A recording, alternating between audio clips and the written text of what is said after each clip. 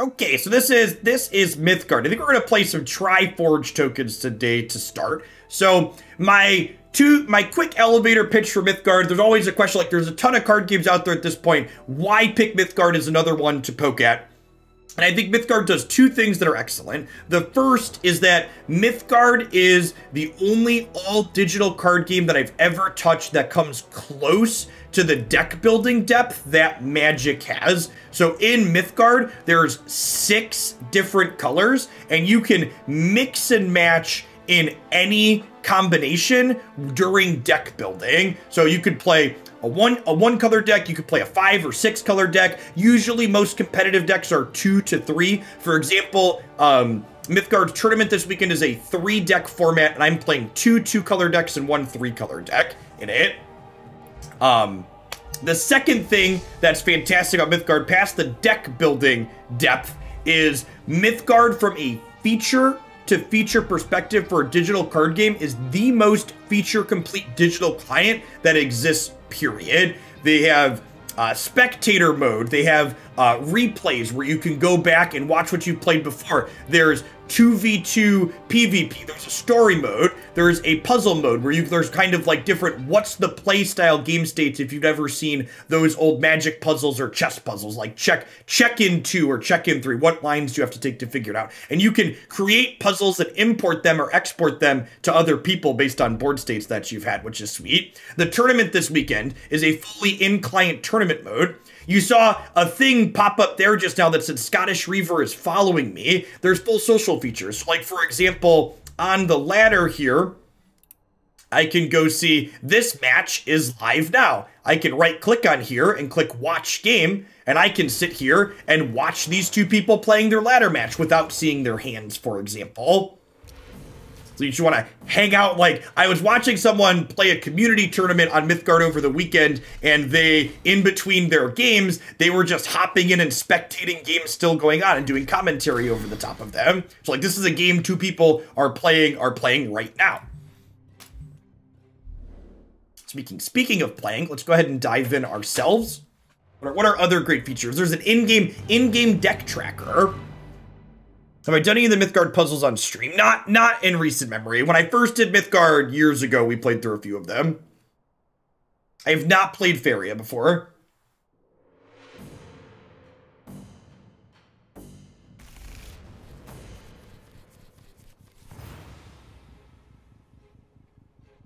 All right, so we're going first here. So Mythgard doesn't have resources in the deck itself, but you can turn any one of your individual cards into a resource when you play. So, for example, I want to play my Eager Recruit here on 1, which costs 1 resource and requires 1 orange resource. So I'm going to take this other orange card and burn it. Not only does Mythgard have both AI drafting and player pod drafting, you can submit your own custom cube list to Mythgard and put up a pod to play with your friends that has a passcode. So if you and some buddies have a Mythgard cube that you liked, you could do that and play with each other with it, or play with other random people online and share it online. The combat in Mythgard I actually really love. It's this fantastic middle ground in between the Hearthstone style, your units attack other units, and Magic and Runeterra, where they declare attackers and you declare blockers. So if you look at the board here, you can see all of these units are deployed on the 7 grid. And when I mouse over this, it highlights these 3 squares. So because there's nothing here, I attack my opponent's face directly. But if they had things in these 3 spots, I would be forced to attack into one of these spaces. So I kind of pick where I'm blocking, and they pick what they're attacking into what can block them. So it has a positional element to the gameplay that feels very chess adjacent in a lot of games.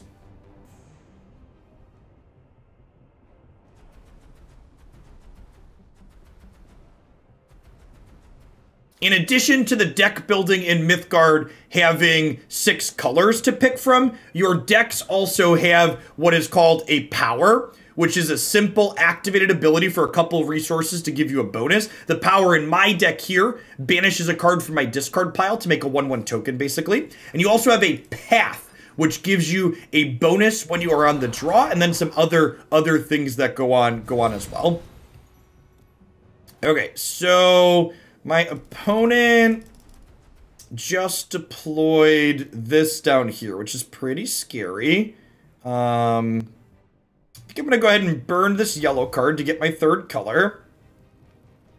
Oh, I need to load. There's also, they have an in-game, the extension for this game so you can mouse over cards is first party. I just have to turn it on. So you should now be able to mouse over cards in my hand and on the board to read them. I'm going to go ahead and corrode equipment here, which gives this, let's start with media autocam.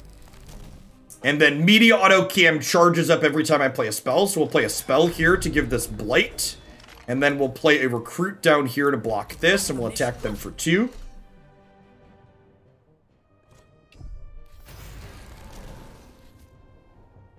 I like the flavor in Mythgard too. It's like the flavor in Mythgard is like cyberpunk meets ancient myths. So there's like stuff from Norse mythology, and there's also computer hackers and dragons, all in like a futuristic setting, which is sweet.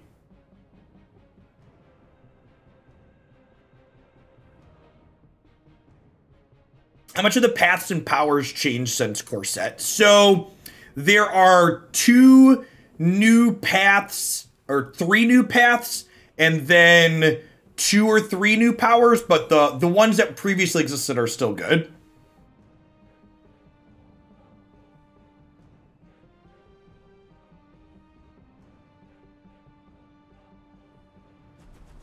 So both of these cards in play, mine and my opponent's, have this energy mechanic that works kind of like counters on the card. They do different things. So this card, for example, counts up every time something dies. And then at the start of my turn, it generates the spell for me if it survives. Well, that sucks. And this has an energy mechanic where it counts down, and then when it gets to 0, it transforms. So this is going to get to 0 next turn. So I actually want to get rid of that. I think I'm going to go ahead and vengeful heirloom here, which lets me trade into this. And then this comes back to my hand afterwards. And then this, every time this uses the energy mechanic as well. Every time I play a spell, it gets the energy, and when it has 4 energy, it draws a card. So every 4 spells draws a card for me. Am I only playing tricolor tokens today? I don't know. I haven't decided yet. This card requires 5 and triple orange, so we're going to burn this one because I'm pretty far away from being able to cast it. I'm going to go ahead and play out my Forgeling. And my Forgeling triggers my path here, and it gives me the option to put an artifact on top of my deck if I want. Do I want any of these? Nah, I don't think so. I think I'm gonna pass here. It might be right to take one just to burn. Yes, yeah, the boneyard is the graveyard or discard pile. These are my discards. Opponent's discards. And on the overlay, you should be able to click in and see the discard piles as well.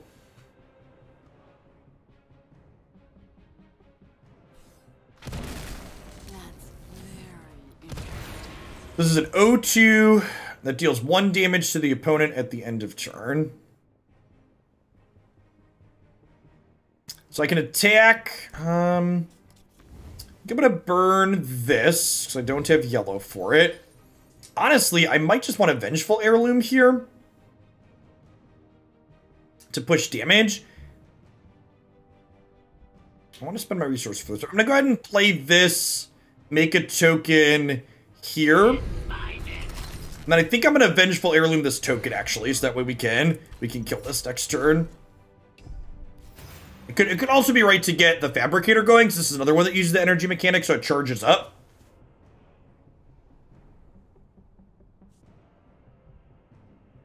Ronald, thanks for the follow. Good afternoon. one of the interactive points of this game I really like is you'll notice there's a number under my artifact here. This 6 is its durability. So unlike in games like Magic, where you have to have very narrow specific interaction to interact with your opponent's artifacts, artifacts have durability, and every time you take damage, in addition to losing health, it also damages your most recently played artifact. So it gives decks an avenue of interacting with artifacts via the normal means that they want to play, which is just combat. Like, I like that a lot. Gives you the ability to interact with things consistently, which is nice.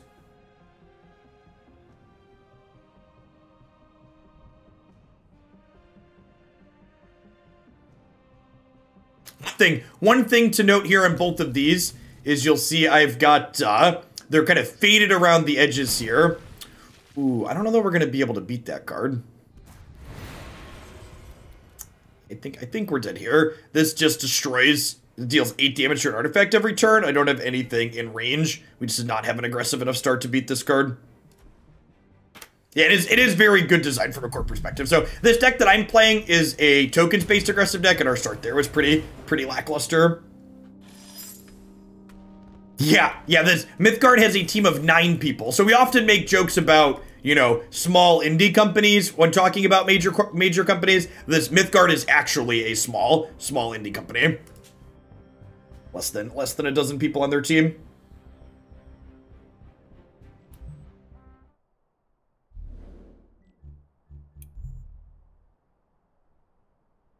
Healer, burn blue and red cards. Ooh, this is Fire of Creation. That's what I have now. Coins before I forget. You can also, as you saw there as I clicked through my missions and stuff, you can do other things in the Mythgard client while you wait for the queue. Queue times usually aren't that long, so usually you're not really waiting, but it's a nice feature to have. You'll note that I started with this 1-mana 2/2 in my hand, this Molten Forgeling this game, and that's because my pursuit bonus is you get a 1-mana 2/2 Forgeling when you start. So unlike some other games like Hearthstone, where what bonus you get is just dictated all of the time, in Mythgard, the bonus that you're getting is dictated by a deck building consideration. You also notice sometimes I have a different starting health total than my opponent. Your path dictates your starting life bonus as well. So there's certain paths, for example, that are more favored by control decks because they give them more starting life total.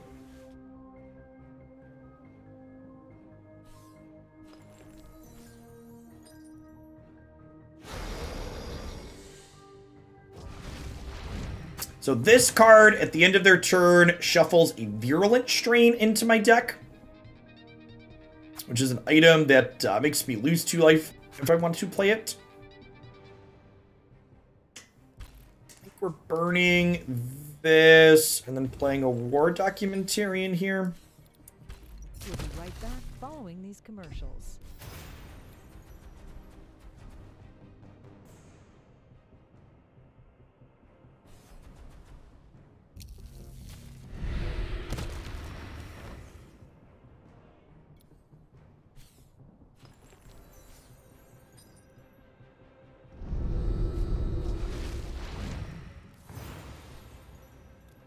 Give a minion +1/+1 for each one of these you control. Interesting.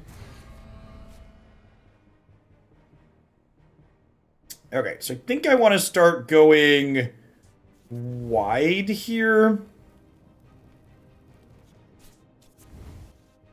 Pretty far off of casting this, actually. Let's burn that one. I'm going to go ahead and play Media Autocam, which gives me a Forgeling. Kill this. Hit you.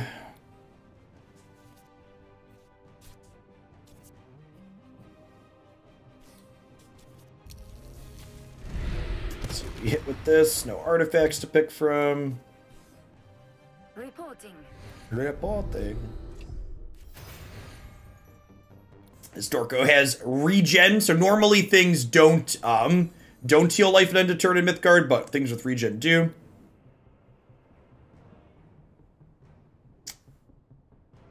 Oh, it has Blight 1 because of Virulent Strain. That's awkward. That was a mistake to play that out. I didn't realize that I had Blight for the Virulent Strain. I should have been paying more attention.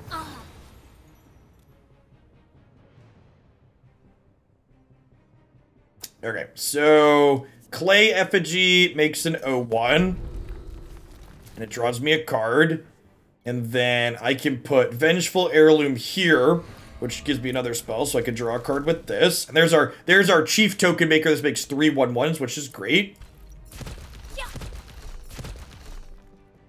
Think I'm... So, I want to play out a Recruit this turn. Do I want to play out a Recruit this turn? Maybe I don't, actually. So, the yellow color in this game has a card called Misanthropia, which gives everything Blight 3. So, I think I actually want to just burn this and pass to play around Misanthropia.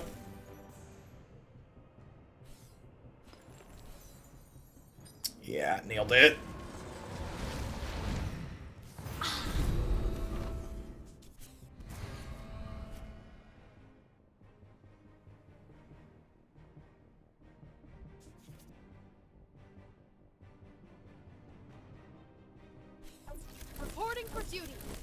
So let's do that. I think I'm gonna burn... I don't really want to burn the orbital jamming satellite. I think I'm just burning the Recruit here.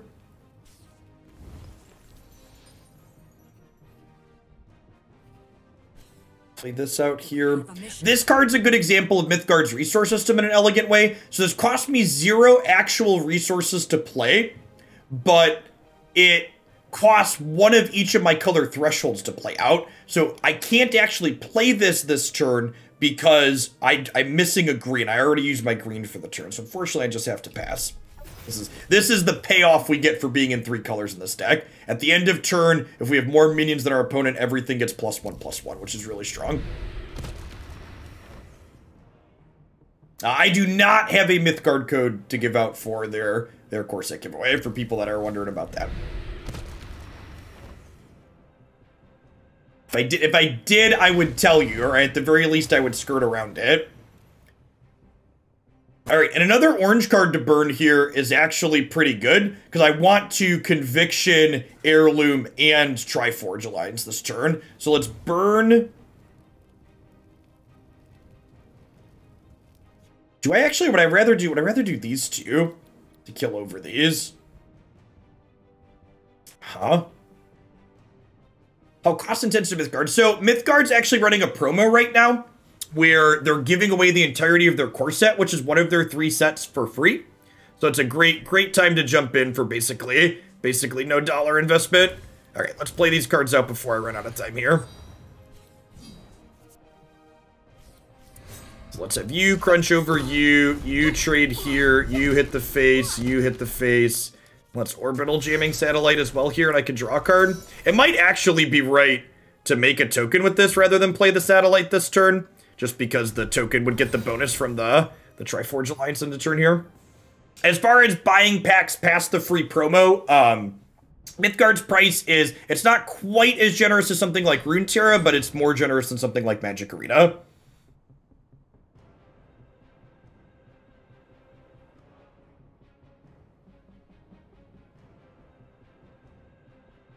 Steve-O, thanks for the follow. Welcome to the channel this afternoon. This card's real annoying. Before an enemy minion attacks one of your unoccupied lanes, it must first take 2 damage and damage the durability of this artifact. They have a Tempered Forgeling to put down here. Are they not putting the Forgeling down? Vulcan on site. Oh, so opponent making a pretty big mistake here. I played this orbital jamming satellite, which can give something suppressed. Wait, it doesn't kill this? I thought suppressing this kills it.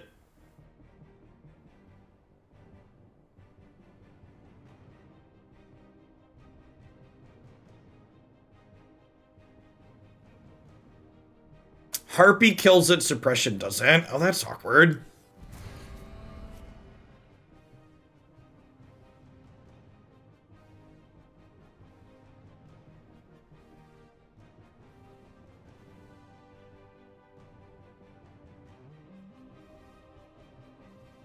I guess we just ignore this then.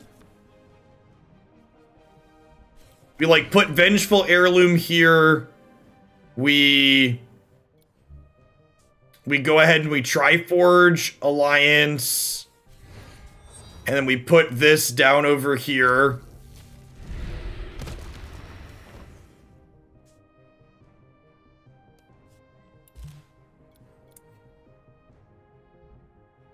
And we smack them for 5.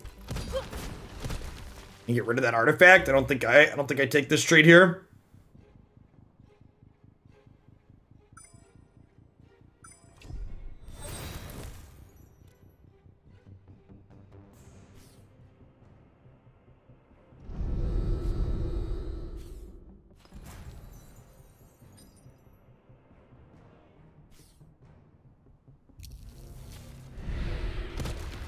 Okay, and I think they're dead, right?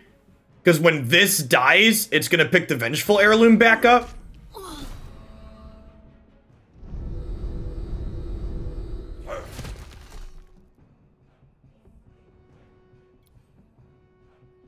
So this has... So we suppress this. And then we go Heirloom here. This knocks it off. Heirloom comes back to our hand. We Heirloom here for lethal. Yeah. Yeah, sick.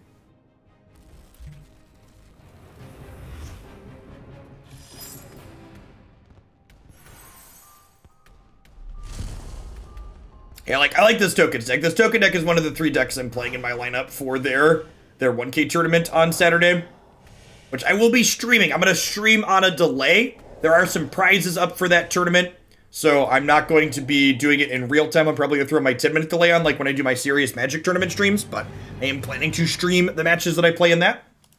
Hopefully be fun.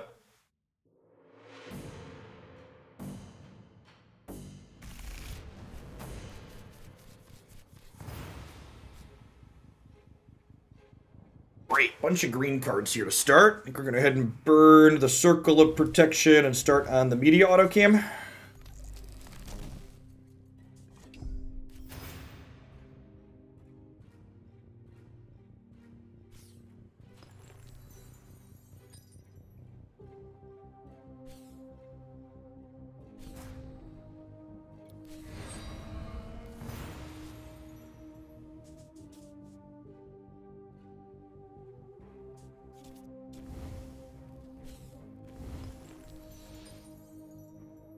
I think I'm just playing a spellflux cauldron this turn.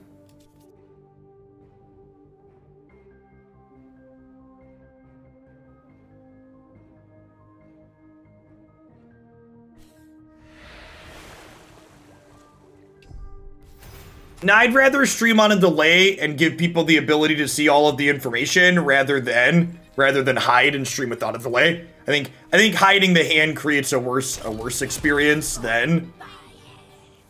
Did he destroy one of my artifacts? Return an artifact to the top. To its owner's deck, placing it 3rd from the top. Sure.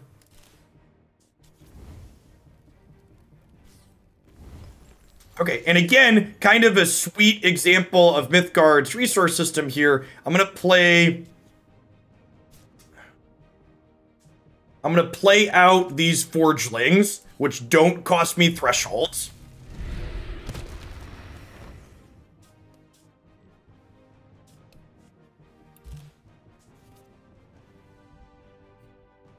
And then I'm going to play out this Triforge Alliance for free, which is going to trigger at end of turn because I have more units than them, making them bigger. So for this turn and the next 2 turns, if I have more units than my opponent at the end of turn, all of my units will get bigger. I notably played this kitty corner to my opponent's unit here, because this is a mechanic called Focused, which means it deals extra damage attacking directly in front of it. So there's a number of mechanics in this game that are positionally based in terms of elements.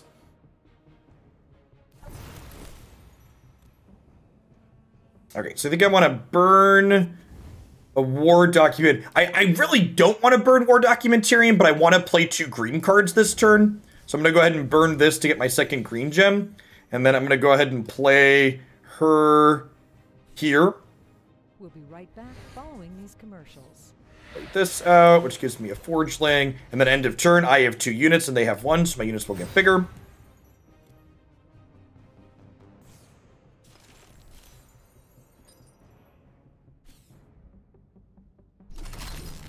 They stole my artifact. That's rude.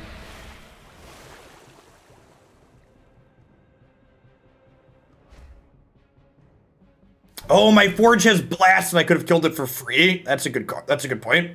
I always forget about that. This has a mechanic called blast. I always forget that's actually one of my small critiques of Mythgard. There's a lot of, and this is a feature more than a bug for sure, but there's a lot of little things like that that are very, there's a lot of notebook work for tracking things like that. Like, the fact that all these forgelings have different keywords feels needlessly confusing. And I get that from a strategy depth perspective, it technically adds some depth there, but it feels like the depth that it adds in proportion to the amount of extra confusion that it adds is awkward. Is the overlay unload itself? It claims it's supposed to be working. Oh, I wonder... No, it looks like it's fine. I wonder if it...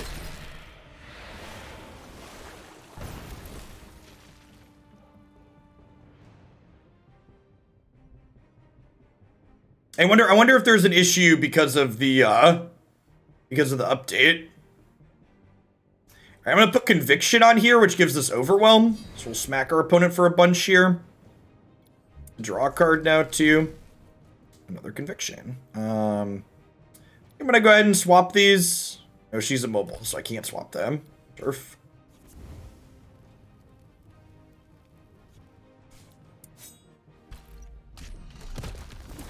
Get to break my own artifact here. This has lurker, which means this can't attack this while this is here, which is nice. I'm gonna go ahead and put this token here, I think, also. I'm gonna go ahead and pass the turn. I don't think I want to burn anything here. I think all my cards are good. It is enabled on my Twitch dashboard. I just refreshed and it's still enabled. I'll try unloading it and reloading it.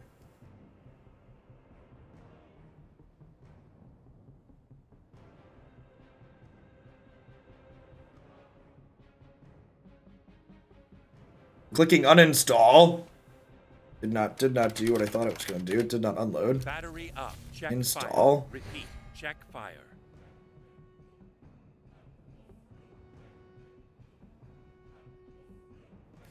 Great. I toggled it off and on. If that doesn't work, there's something broken on Twitch's end or their end.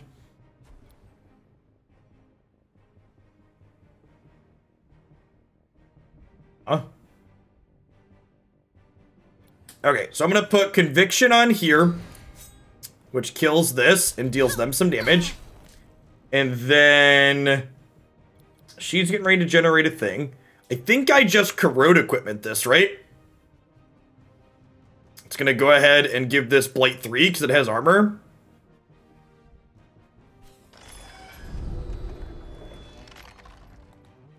Hey, Storm Cooper, I appreciate the 28 months. Welcome back. I think I'm going to burn the satellite and go ahead and I'm going to slide this over, but I'm going to go ahead and put this here. So that way this has other things to protect it, just in case. So this is going to get -3/-3 every turn until it dies now, which is great. Oh, this blasts me and kills my artifacts. That's annoying. That's fine. We drew our cards with that already. Green doesn't have a sweeper other than terminal calculus, so he should be pretty good to go here. Ooh, that's rude. We're gonna get state reparations here from the war documentarian, which can give us a conviction, which should be lethal. Okay, sweet. Yeah, so I get to go ahead and spellflux cauldron is a great draw. And then we get to state reparations, pick up a spell. Spell cauldron gives all my things +1/+1. We get to go ahead and drop this here. Give everything +1/+1, and then this is lethal. Almost not quite.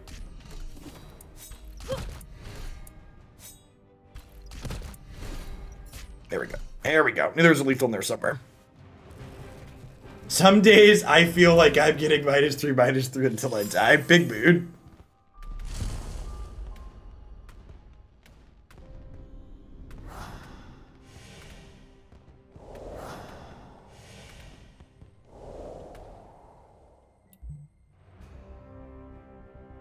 Just normal getting older stuff.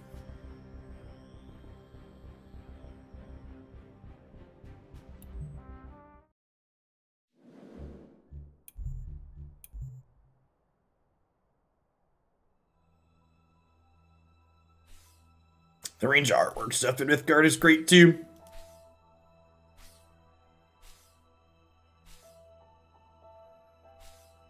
Wait till you can tell it's going to raid with your knees.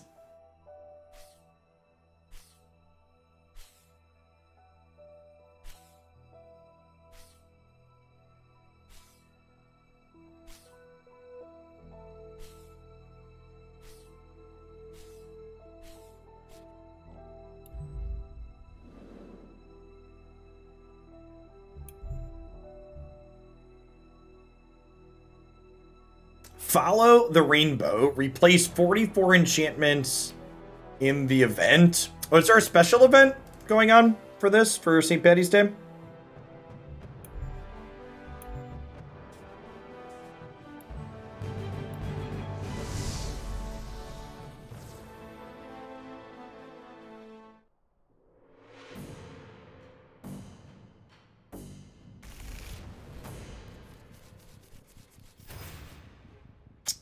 Yeah, it's actually something, one of the things I think Mythgard does really well is I like that instead of the entire game having very similar artwork, they kept the artwork consistent within the regions and colors, or factions, or whatever you want to call them.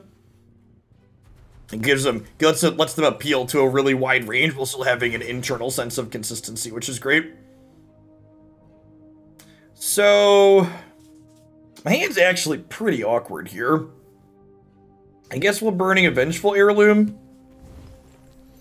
And we'll drop this and see what we get to fish up. Do I want to put spellflux cauldron on top of my deck? Yeah, probably.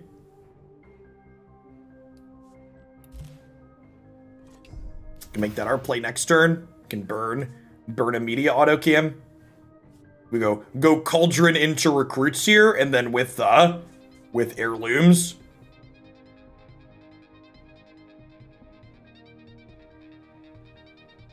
Candles decks. They were adorable. They really were.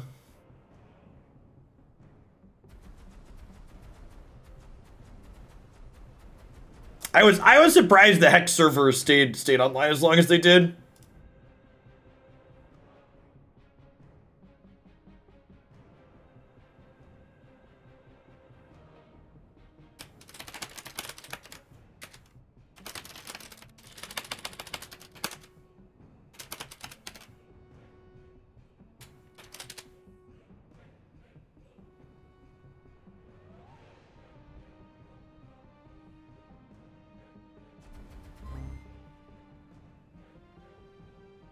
Opponent with the long thing. One thing I don't think I've shown here is the in-game deck tracker today, which is great, and it even tracks, we can see our opponent burned a white tower ward in this game, so if you missed what they burned, it's over there.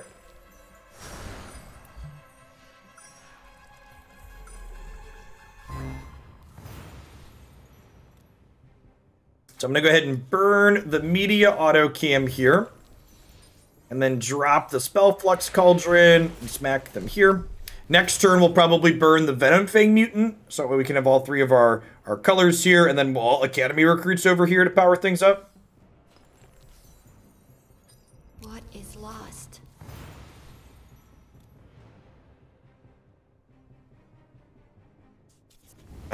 So, opponent's playing a reanimator deck. When this dies, it replaces itself with the bottom minion in their boneyard, and they discarded this twin Juan here. I'm just going to make another twin. Do I want to trade these off? I don't think so. I'm just going to go ahead and academy recruits here and pass. Because if I attack in with this, this will get, like, they can attack and kill my thing next turn if they want, obviously. But, oh, wow, this is actually a pretty big mistake. I actually don't know why this works this way. Can anybody explain? Why is it when I play Academy Recruits, does the first recruit get the bonus from Spellflux Cauldron and not the other two? Why is it only this one?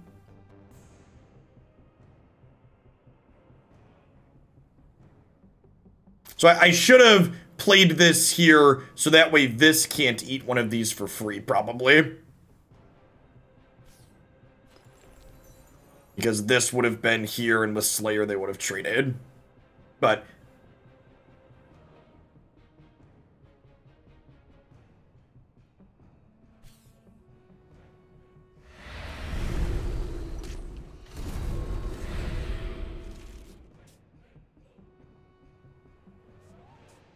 all minions get sundown, you lose 3 life, and 1 sacrifice this minion. So I'm gonna lose 3 life per turn. For each of these, yikes.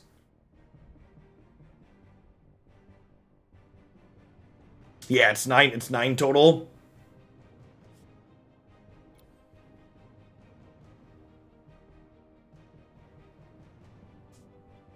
I think I can race them.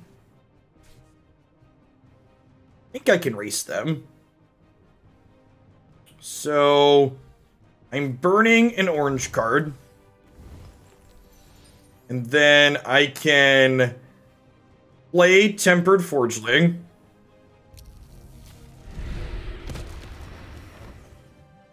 Yeah, autocam sounds good. And then I can Conviction here.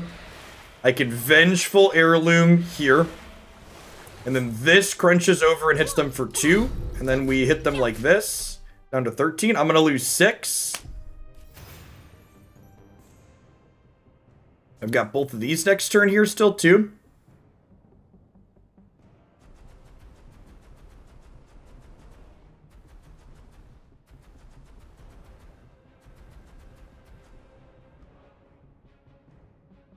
So there's a media autocam on top of our deck. So next turn I get to go autocam, Conviction, Heirloom, draw with this, smash for a bunch. This card is so good in this deck. Slayer 3 and Overrun just lets your tokens trade up so strong. Yes, yeah, the fact that Hex is not killing our artifacts is definitely a big deal. It's a good observation. I didn't think about that. It's definitely great.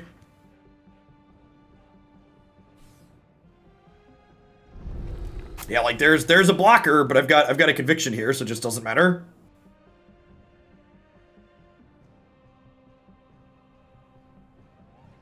Drop a fatty Conviction on here and just crunch right on in. Well, that's just rude. Are they still dead? They might still just be dead. Do some quick maths here. Wonder if they're gonna slide this over to block. They're not blocking. There's no fear in their dojo chat. Their dojo should have fear. They should be scared.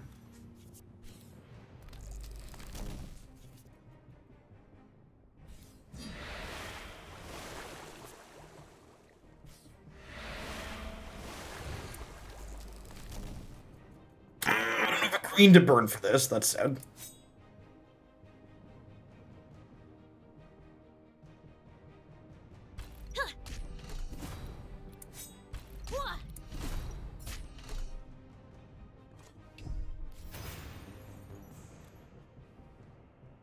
They said well played. Am I dead?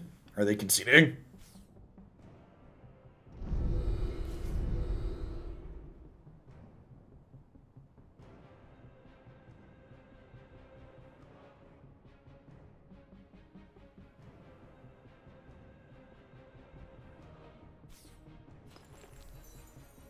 How does it determine what color burns for multicolor? The circle around the thing. So this tricolor card burns for green, for example.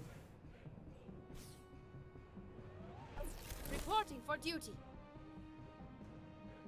Looks like our opponent was just BMGGing. Nice, nice. Welcome, welcome. They were BMGGing because they got their, what's it called? Let's read. All right. Anywho.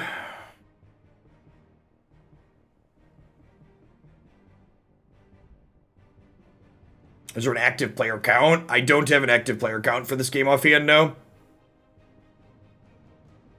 So I unfortunately can't play both of these spells because I don't have double green.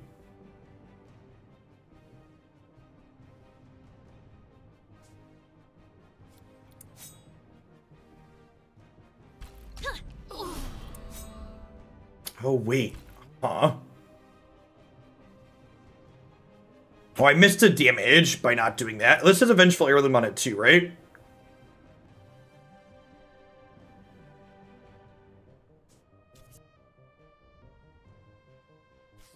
Reporting for duty. Reporting for duty.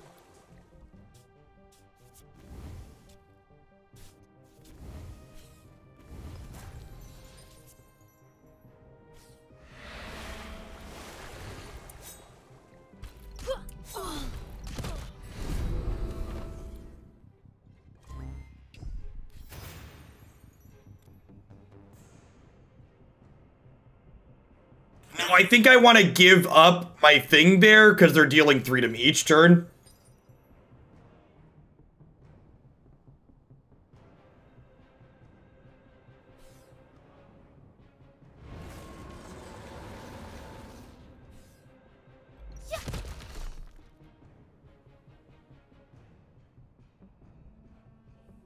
Alright, so everything got blighted, but everything getting blighted here actually isn't that big of a deal because, so these are all gonna die, but I've got like eager recruit, and then my token power here, and these vengeful heirlooms came back, right? So I'm just gonna go ahead and spread out here. Reporting.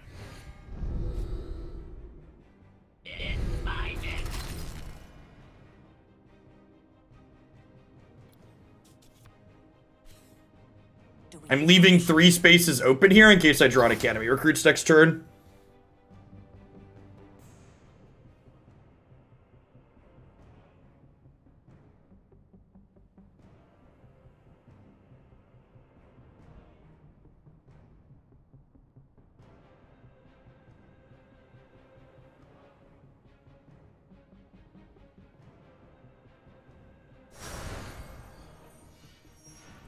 And we have the spellflux cauldron here next turn, which means when I play out a bunch of spells, we're gonna pump up the jam here a bunch.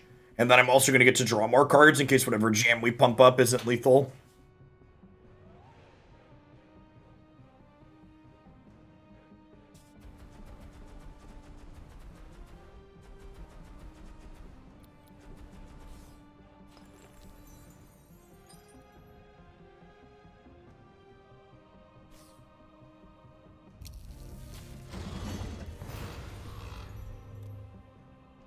Okay, so we go vengeful heirloom,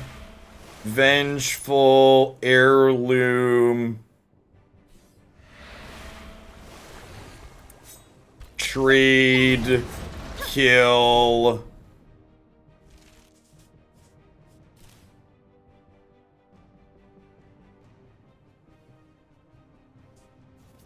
Burn this.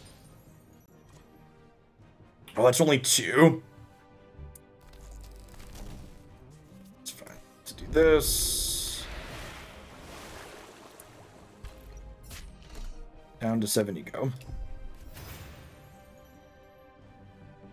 How did the opponent gain 4? Awakener gains 4 when it comes into play. Or Harvester gains 4 when it comes into play.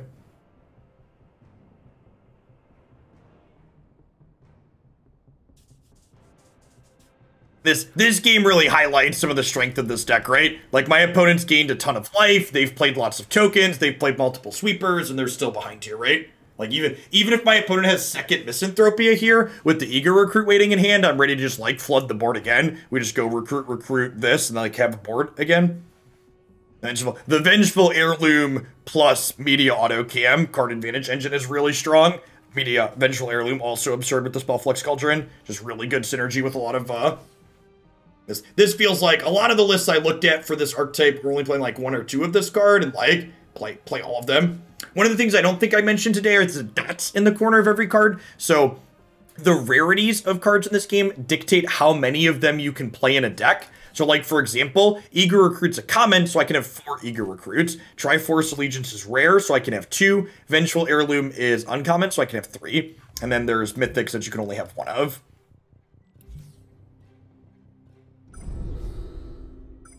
Well. Okay. Can I kill them this turn?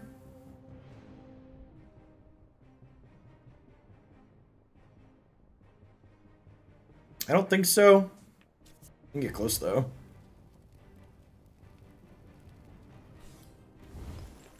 Was that claim into... It cost 6 mana. So it took control of my thing, but they spent 6 mana. And control magic is fine at 6. What's going on, Lusky? Yeah, for the smaller games that I play, I usually toggle off simply chat.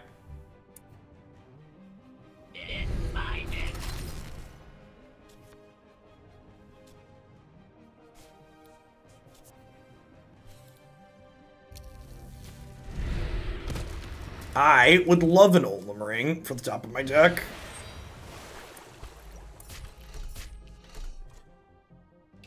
Everybody grows.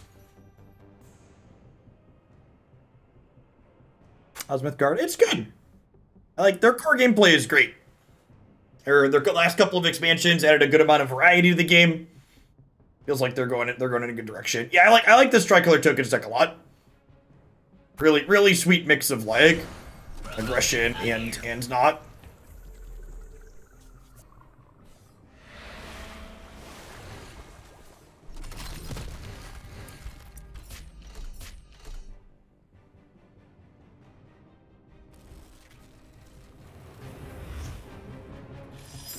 What's the reason we're playing all of our units on the right? I have a card that spawns 3 slots in a row. So I basically, it doesn't matter where the 3 slots stay open. I just want to leave them open, basically.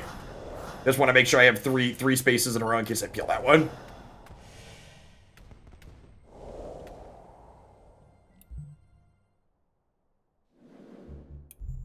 And my opponent's deck doesn't really have something like they're not. So red has a card called Magmatar that deals 3 to 3 things next to each other, basically. So like against a red deck, I wouldn't group up like that to plate that out. But like their colors don't really have a punish for the way I was grouping.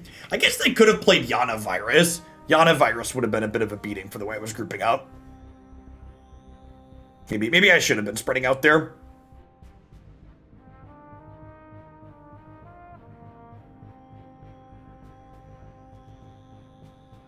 Definitely ups and downs to both.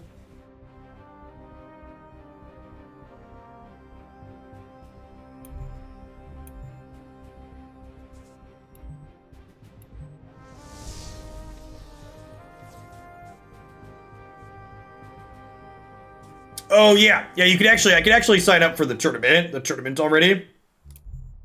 It's not quite as generous as Runeterra, but it's still pretty generous. And they're also running a promo for this month where they're giving away the entirety of their core set, which there's 3 sets in this game, and the core set is a little over half the cards. It's like 400 out of the 700 cards. You get a good chunk of it for free. This is a 1v1 event. Players start with a rainbow road as the path instead of their equipped path. When a player creates a minion with an intact burn gem, a random enchantment is created beneath it. Oh, that's cute. Special game mode for St. Patrick's Day.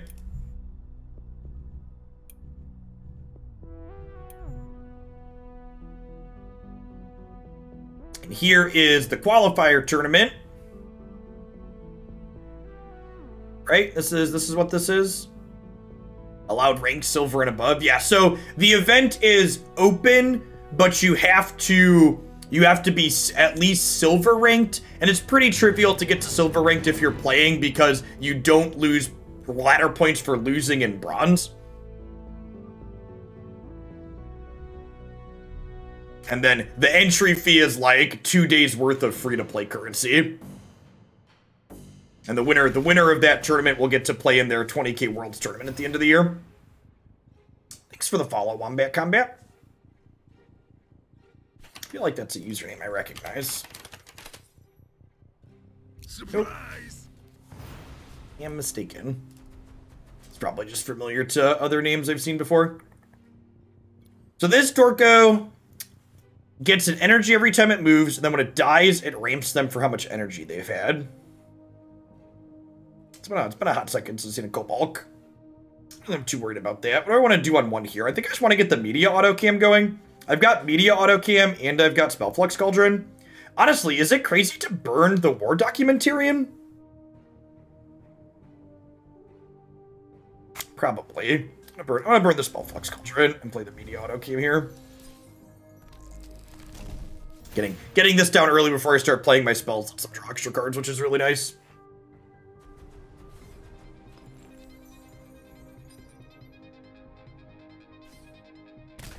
The magic flows. So it says, deal 1 damage to me whenever they cast a spell. So I want to play an orange card this turn. So I'm going to go ahead and burn Conviction here, because it's my only other orange card I can burn. And then we'll play Eager Recruit here. Reporting. We'll play Molten Forgeling here.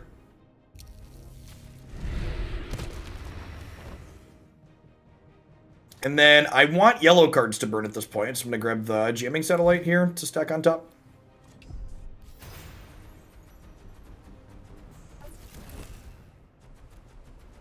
Yeah, I agree, Winged. The actual free-to-play is generous enough that when you mix in getting the initial burst of core set stuff for free, it's a pretty big deal. Wow, that's really good. It's a card we play too. It gives all of their stuff armor to and warded, so now this gets to eat my Dorkos here. Yikes. Well, I can give this suppressed, right? That's the play. I'm definitely burning the ring for yellow.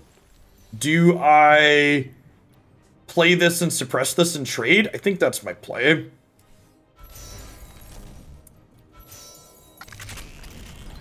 Suppressing wipes all bonuses off of something. Get rid of their added value. The spell will last for 2 turns. So they won't get value out of the second turn on this.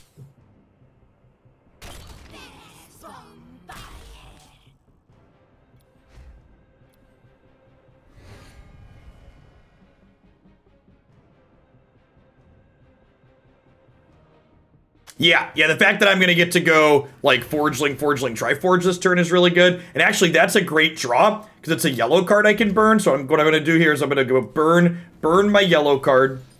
And then we'll go effigy,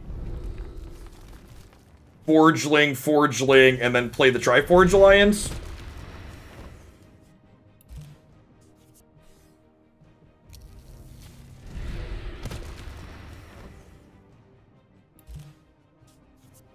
And then we'll play this, which lets me not only draw a card here from the media autocam, but now at end of turn, all these are going to get bigger.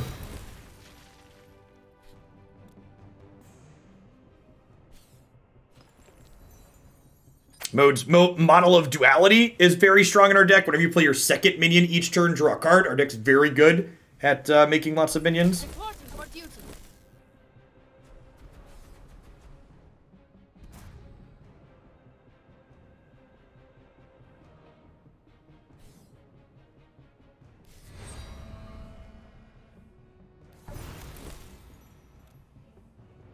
Okay, so I just want to put a bunch of units into play this turn, I think. I'm going to burn...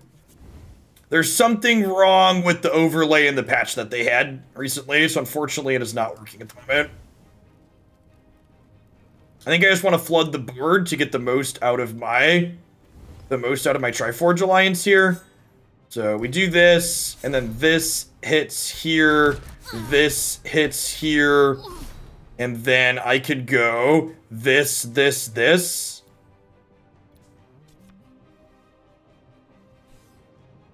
be right back following these commercials.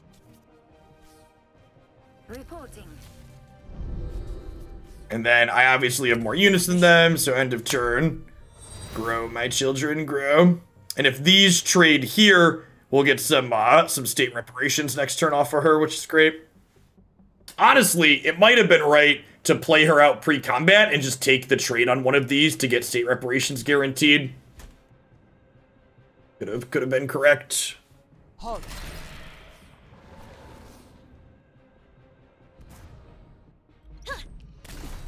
Nope, I'll take my reparations.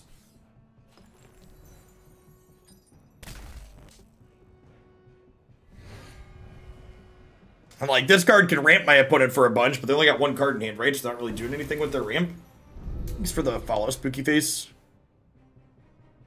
Alright, so we're going to burn one media autocam. And then we're going to play the other one here before we state reparations, so we can start charging it up with the state reparations.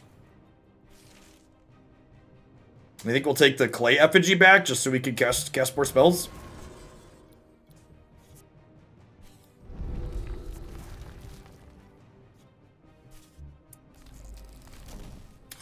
Ooh, that's good. Wow, that's good. Okay, so we conviction, vengeful heirloom, draw a card, crunch you for a bunch, crunch you, crunch you, crunch you.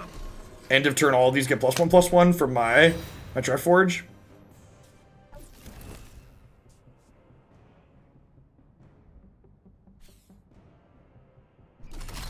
You have taken my artifact.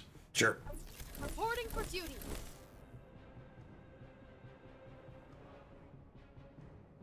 So all of these are focused. So I'm going to want to make a point when I attack next turn to attack diagonally into as many as possible.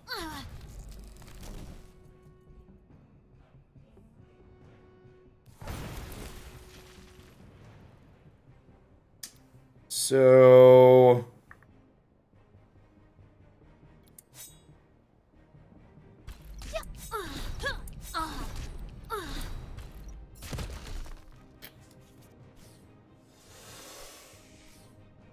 Reporting.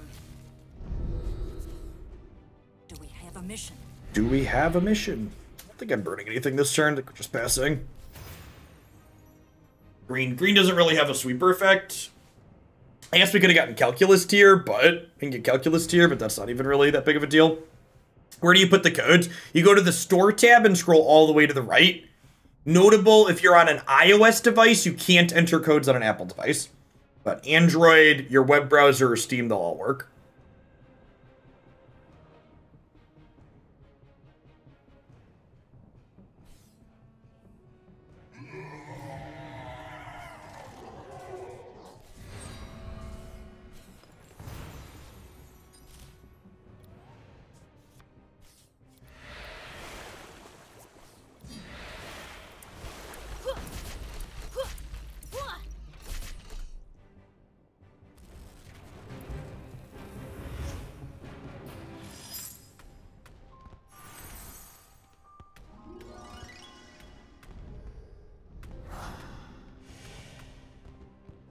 Get us playing our artifacts out.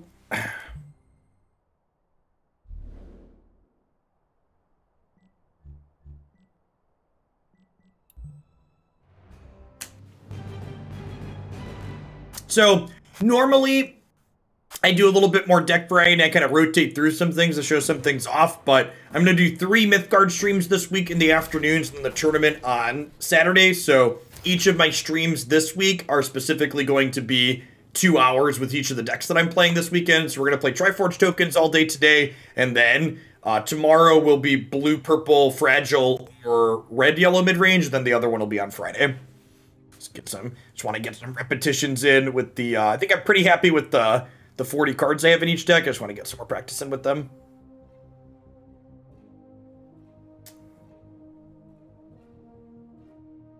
So it looks like we're auto-camming on one. I guess if there's something aggressive, Journey of Souls is sometimes an aggro deck. We might play Molten Forgeling depending on what they do. What are my thoughts on the Conquest format? I'm not a huge fan, personally, of multi-deck formats. I personally really love taking one deck and playing it a bunch and like knowing all the ins and outs of it for a tournament rather than having to split my focus and learn a bunch of different matchups. That being said, Mythgard has a lot of decks that I found appealing. I didn't really have a hard time finding 3 decks that fit for their Conquest format. So the way, for people that aren't familiar, the way Mythgard's multi-deck format works is basically you have to take your 3 decks and be able to set them on top of each other and have that be a legal deck. So, for example, you can run 3 yellow decks, but I can only have 2 Ollama Ring between all 3 of those yellow decks. You also can't have repeat paths or powers between your 3 decks. So I think in general it seems mostly fine.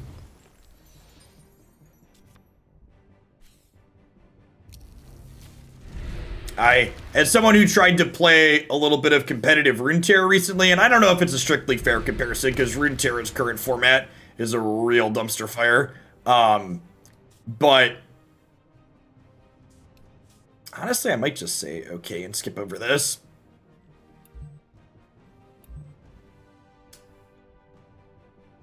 I probably want to burn an orange card at some point. That's fine. But I had a much easier time finding 3 decks that I liked for this than I did finding 3 decks for Runeterra's format. Runeterra, I really struggled and ultimately wasn't happy with the decks I ended up picking.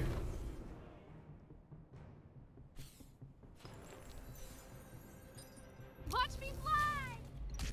Watch the net! Okay, so I think we're gonna go ahead and burn.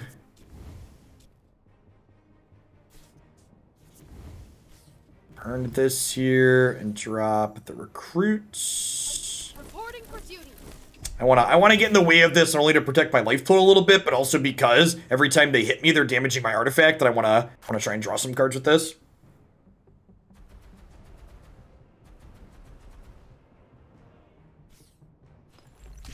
Watch the net!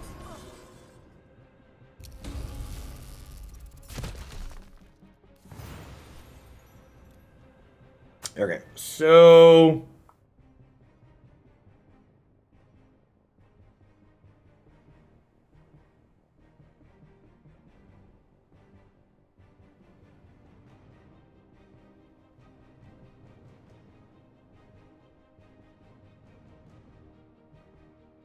I want to play at least one spell this turn because I want to draw a card with this, right? I think I just want to make a thing over here.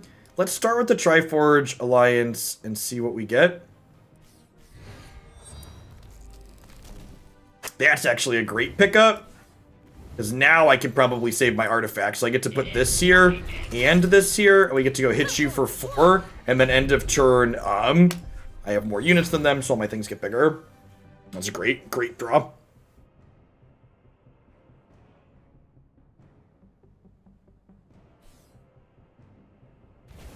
They might be able to cut through both of these and kill my... Okay, yeah, so they're going to kill my artifact here, which is a little sad, but it's not the end of the world.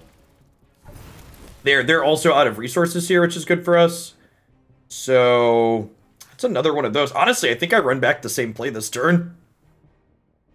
I guess there's not value in playing this out yet, because these don't happen both at the same time. They just add 3 to the persist if you play another.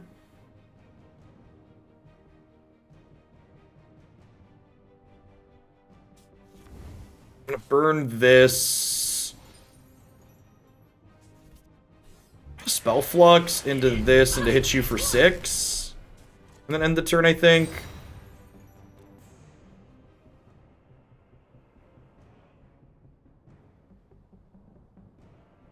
We're kind of winning this race.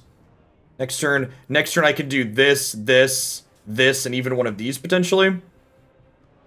That's a bunch of spells to pump these up and potentially win the race down here. Even if my opponent kills this here, they're only gonna hit me for 4 down to 12. My spellflux children's at 13, so it's pretty far away from dying. We have a Magmatar here. This is you know, maybe I should have slid one of these down to play around Magmatar here. If they Magmatar here, that's a way I could lose. Not a Magmatar, fist bomb. 2/7 deadly. After attacking, create a Gorgon's artifact in hand. Okay, so I think we can kill them. I think we can get pretty... We can definitely kill this. We might be able to kill them. I'm going to go ahead and play this. No, I don't really want those. And then I'll play... We'll burn this. We'll put this here. Do we have a mission? And then we'll do this, which gives everything +1/+1. And then we'll do this, which gives this 1/2. Now this trades into here. And then this hits them. The heirloom comes back. End of turn. Everything gets bigger. They have no cards. Your move. Oh, they get a 2/1 back, sure. 2/1 technically trades here, but like, our things on either side are excellent here. They're at 12. Watch me fly! So this gets to kill this. They gotta not die on either side, so need to throw a chunk blocker down here.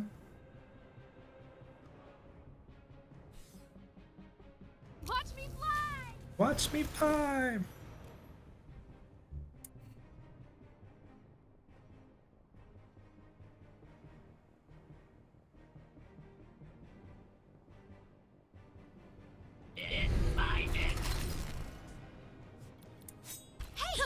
Watch the net!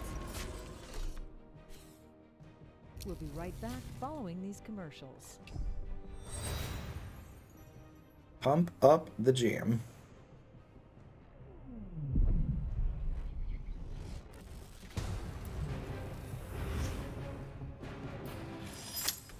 Heirloom plus spellflux. Yeah, I mean heirloom is just insane with all of these cards that lets you trigger based on how many spells you're casting, right? We've got 2 of them in here. Yeah, I was really surprised. Like, I copied this deck list initially from someone in the Mythgard Discord server, and I was really surprised. I was reading through everything. I was like, why aren't there 3 heirlooms in here? It's like that card seems really good.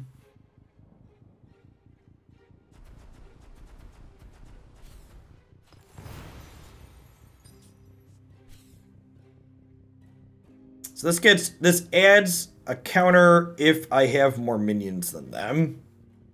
I want to play Molten Forgeling on 1. Yeah, but I mean they're gonna get a lot of cards from this. We're gonna have more minions than them. I don't know. I don't remember the username that I took it from because I think deck ownership is very silly in all card games. Honestly, I probably don't want the spellflux cauldron.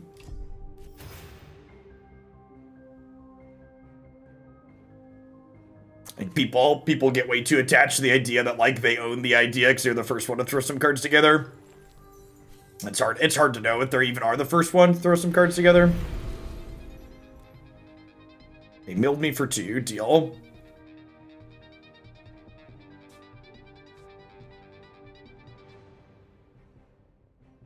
Yeah, I'm as someone who plays a lot of card games, I'm a big fan of saying like optimized. That's a really good descriptor. So optimized that archetype.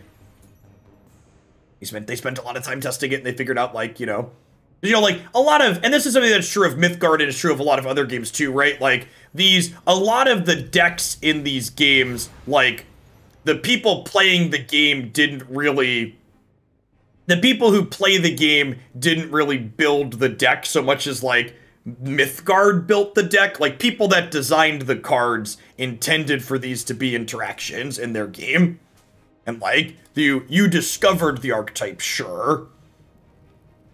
All right, so now I have to decide what I want to do here. So I'm definitely burning this. I have 2 different decisions. So this is going to trade here next turn. And I could either make this and then play Triforge Allegiance here, which I think I kind of like, because then this will get big enough to not trade here. Or I could Academy Recruits, but I think I like doing this so they don't get a free trade here next turn. I think I want them to have something extra to get through this.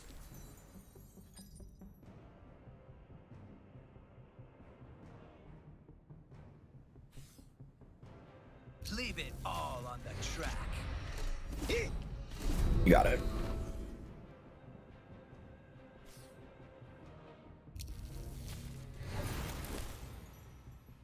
Okay, so we burn this. We go Academy Recruits. We play a Clay Effigy. We end the turn, everything gets bigger. Grow, my children, grow.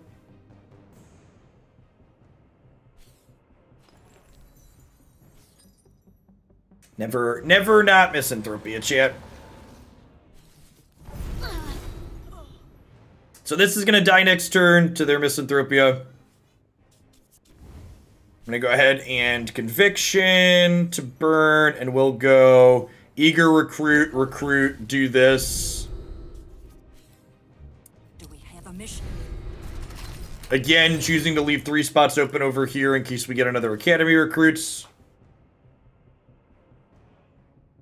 Yeah, and that was the thing that ultimately made me decide to play this deck in the event was just the amount of consistency that you recover from sweepers with in this archetype has just been really absurd.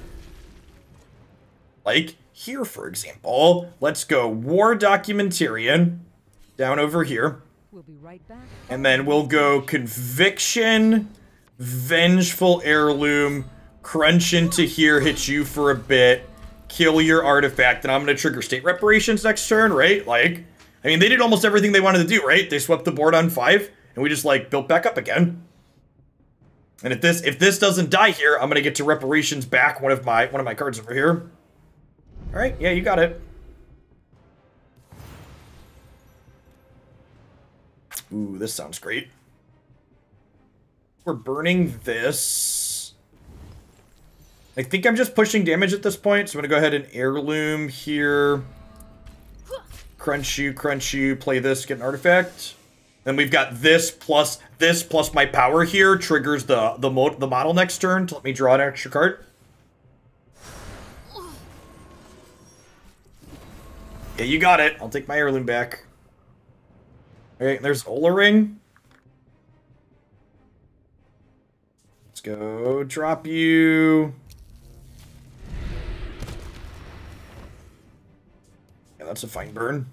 We'll do this. And then we'll burn this. Then we'll play autocam, and we'll heirloom here, and we'll crack you for 4. And the next time when I play a spell, we're gonna get to draw a card with autocam.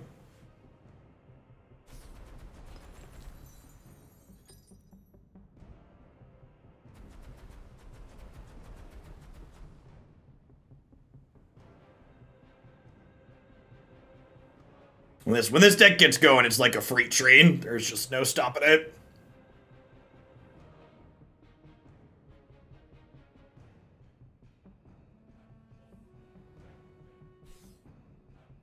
Who pulls your strings? Who pulls your strings?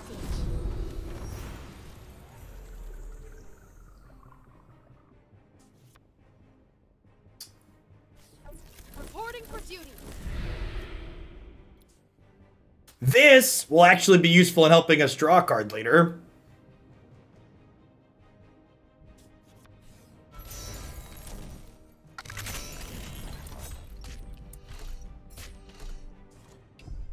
Oh, I forgot to, speaking of, I forgot to media autocam there. That's fine, we're just giving him a little bit of a handicap.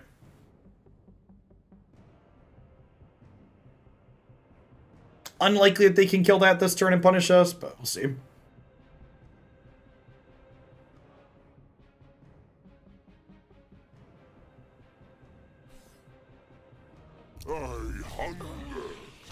Sapo has killed my 1/1. Is he proud of himself? Is Sapo pleased with his performance?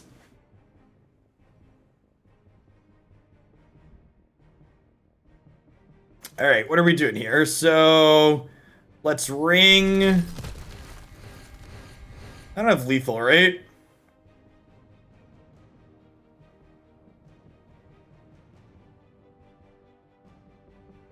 I don't think I have lethal here.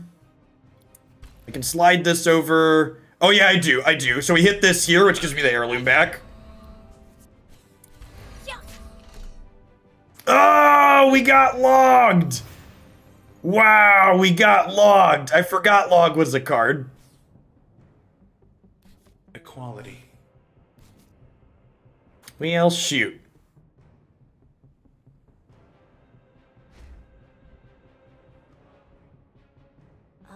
Log is a card that if it's in your hand and your opponent would kill you, they instead don't kill you.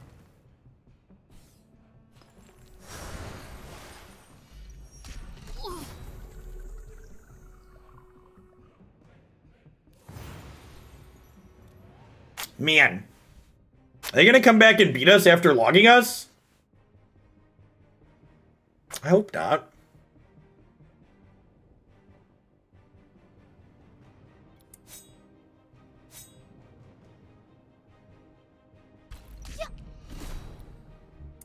Let's suppress. Oh, this kills it, right? Why does this kill it? I'm not actually sure. Why was that killing it? Is it because he got healed? What am I missing there?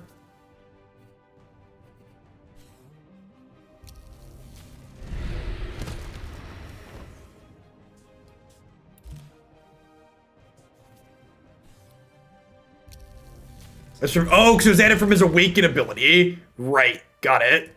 Spellflux cauldron actually isn't very good. Reporting.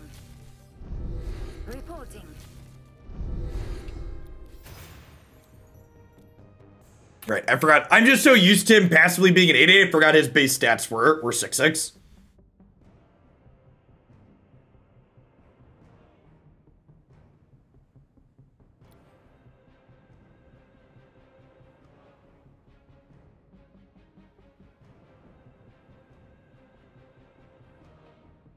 Hey, good game, Midge.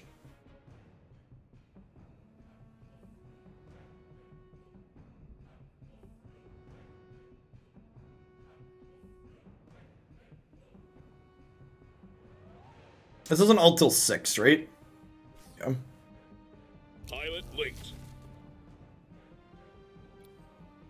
Plasma saber. Optima beam. I missed the stage. All right, so you're dead. They've already logged once, right?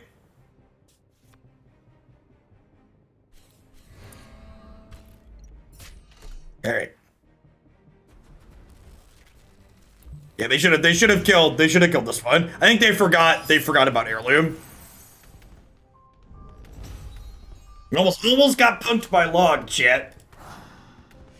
Almost got punked by log. Oh, should have played the yellow artifact out at the end for the quest value. Ah, Caker, yeah, I bet you forgot the log. Or forgot the heirloom. The log almost got us. I should have been playing around log. I could have played out one more unit that turn. I forgot that log ends the turn.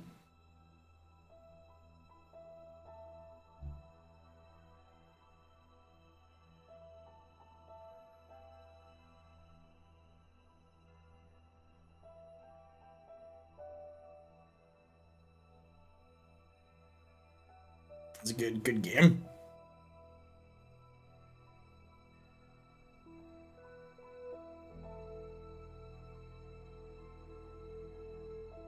I should run to the restroom really quick. Oh, you're back.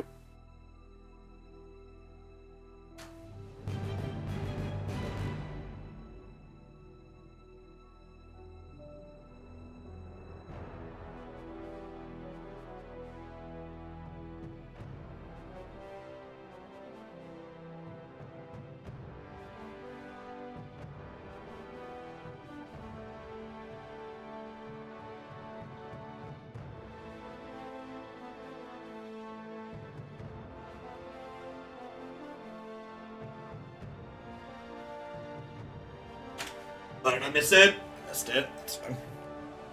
Surprise me.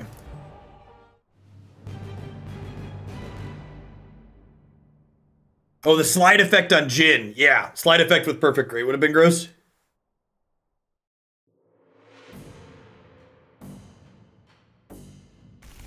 I popped the second I got up. That's funny.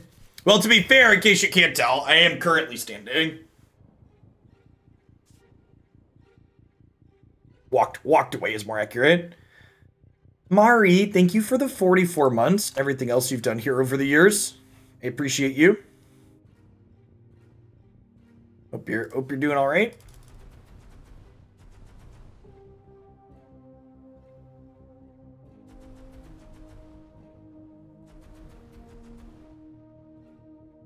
Probably burning cornucopia in this. I actually haven't gotten this card into play yet, but it's just like another artifact that you don't mind burning early, so I think it's fine. Oh, I found you.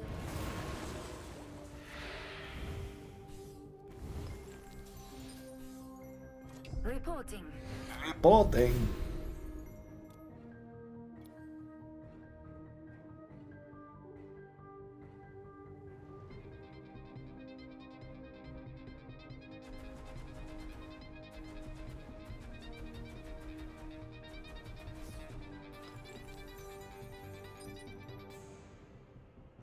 It's good, Mari. I really like this tokens deck. I'm super happy with all three of the decks that I've got picked out for their tournament on Saturday. I like my lineup. I'm gonna do one of each of my different decks from my lineup every day this week.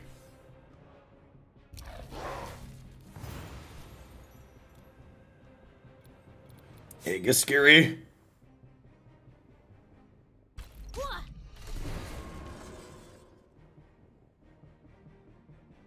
So I want to do this over here. I think I'm burning this for the time being.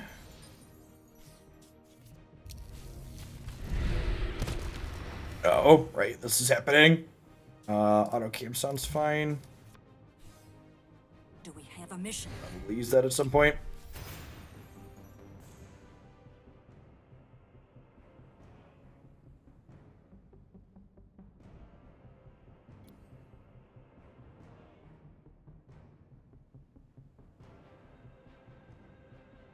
Maybe I should have just ignored this and deployed over here and tried to race them. Stopping this from hitting us is also important too, though.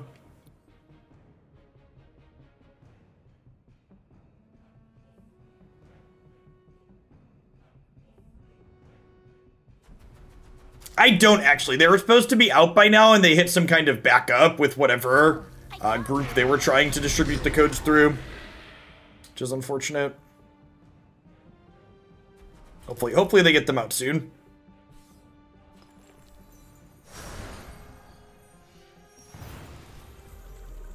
All right, so I think we're burning this.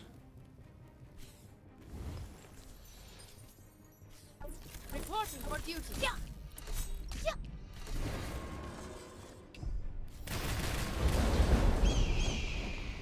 Caca! Next turn we can burn clay effigy and drop the Ola ring. I'm gonna ask actually if we have a timeline on the last two codes.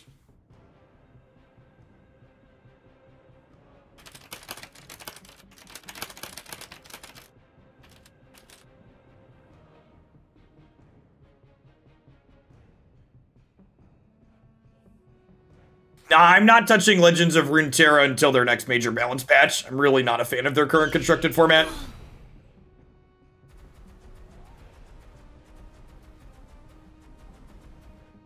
Which with their do nothing patch today, it's probably gonna be a hot second.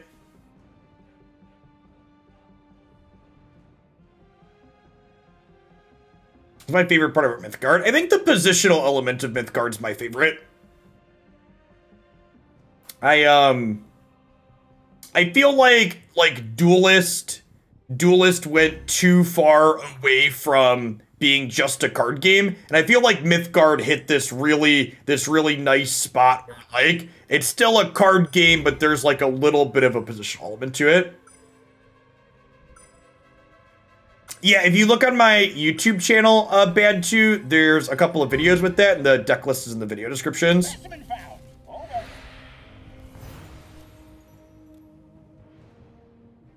Gives a minion Blight 1 when dealing combat damage to it. Yikes. Huh?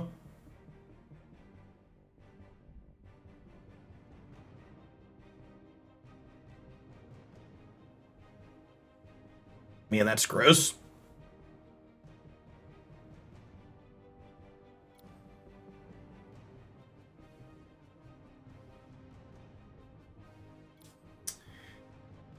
I think we're just repositioning.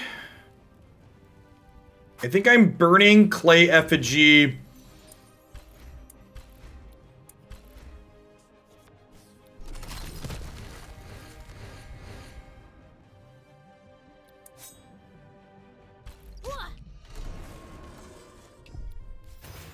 Hey, thanks for the 14 months, BB. I appreciate that. Welcome back.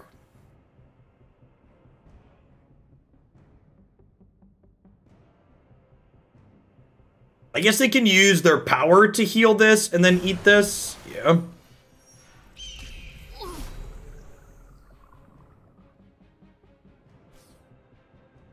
Let's feed.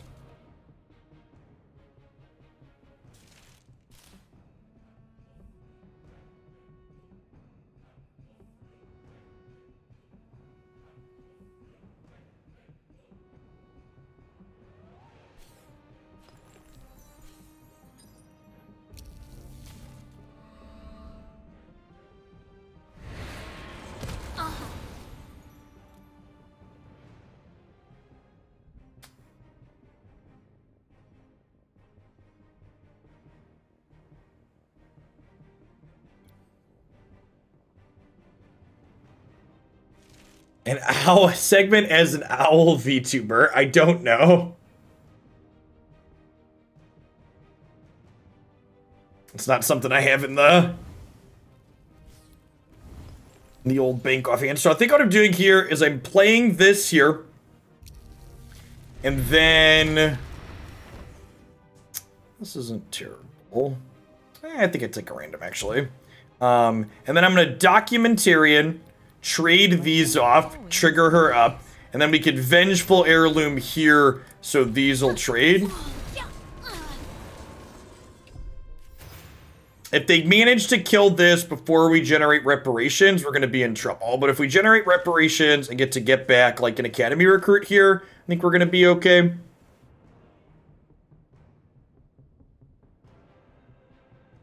Might be okay regardless, but I'll feel a lot better if we the state pays us some money.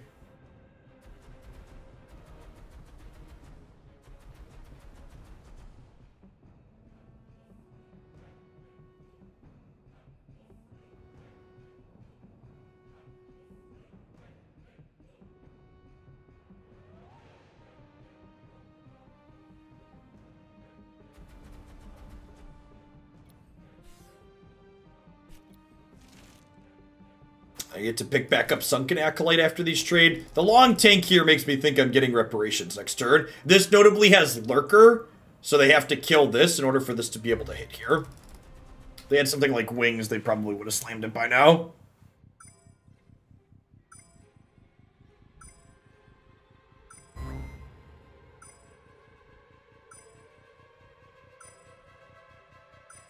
We gonna get the timeout?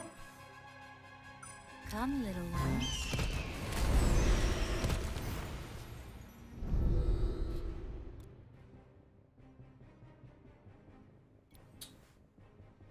One of your other minions dies and gets a +2/+2. Alright, so...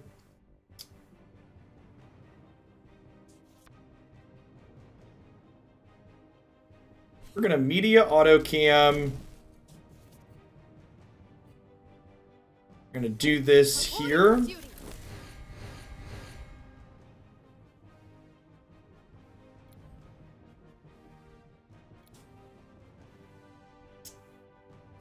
Might just do this. I guess I could burn this and play a forgeling or play a vengeful heirloom.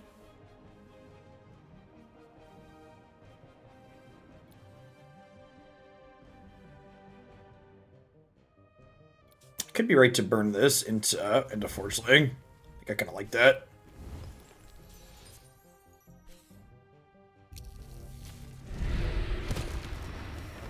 And spellflux cauldron sounds great. Lets me cauldron into heirloom next turn. No reason to bump these into each other because my opponent's going to be able to heal.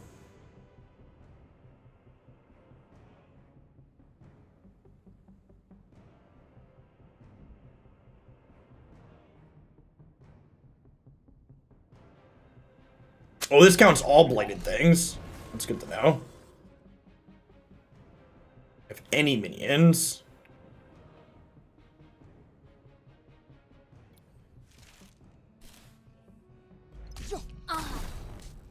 Ooh, are we gonna get another reparations next turn? That would be really good.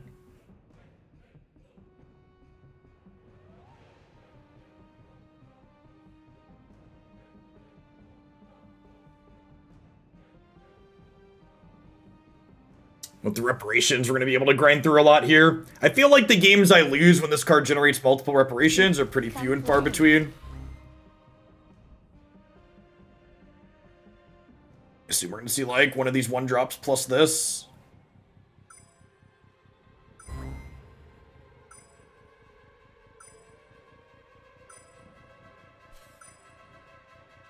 Opponent's a very deliberate player, taking their full turns.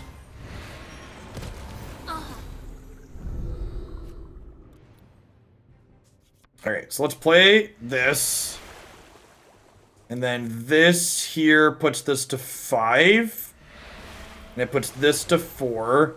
And then state reparations picks this up, which puts this big enough to kill this, and this big enough to kill this. So we'll go kill you, kill you, kill you. I get to draw a card here. I think I'm just passing at this point.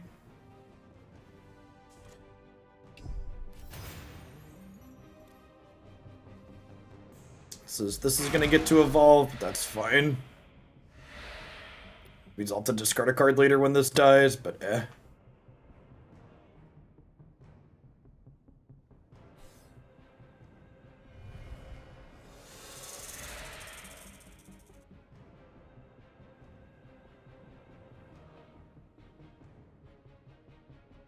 I guess I could suppress this before I kill it potentially too.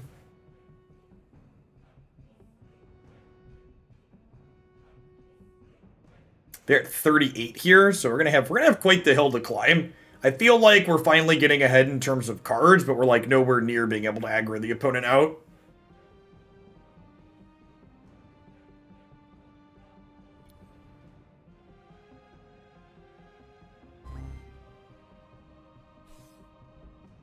Oh, I found you.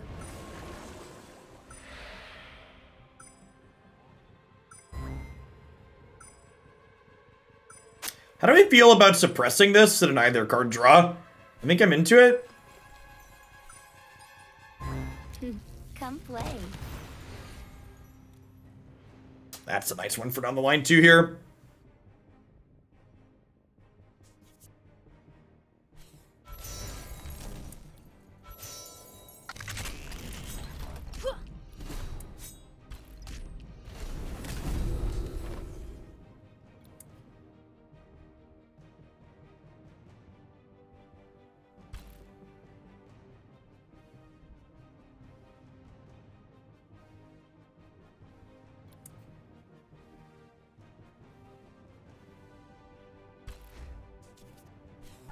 Reporting for duty. Reporting for duty.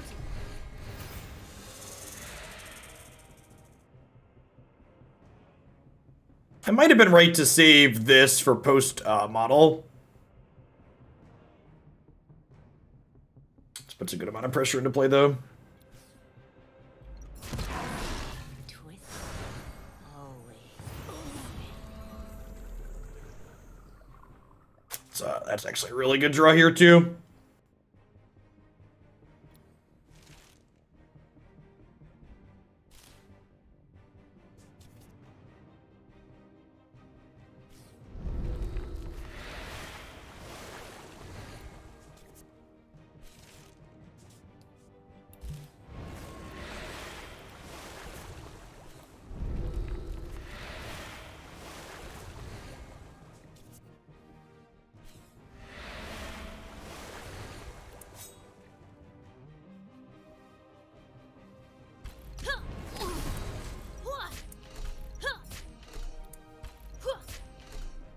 Well, feels like Magic board level complexity. Yeah, there's a lot of. Oh gosh, I could have drawn a card. Wow, did I miss lethal? I think I missed lethal. If I would have done this, I could have burned this and played this turn. I would have gotten one more attack on all of these, and this would have overwhelmed. Probably not quite lethal, but close. Yeah, like, I mean, the damage output on this deck when it gets rolling is quite absurd.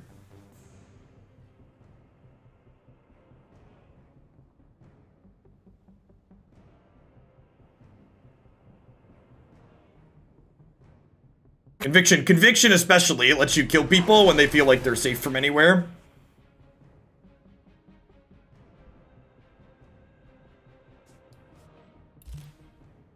We're past the need for that card. Maybe I'm supposed to discard a 4. Yeah, I'm probably supposed to bid a Forgeling instead of bidding that.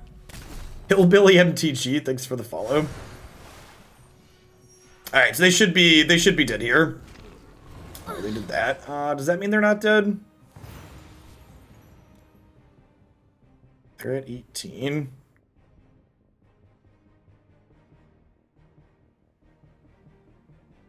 Yeah, looks like that's gonna keep them alive.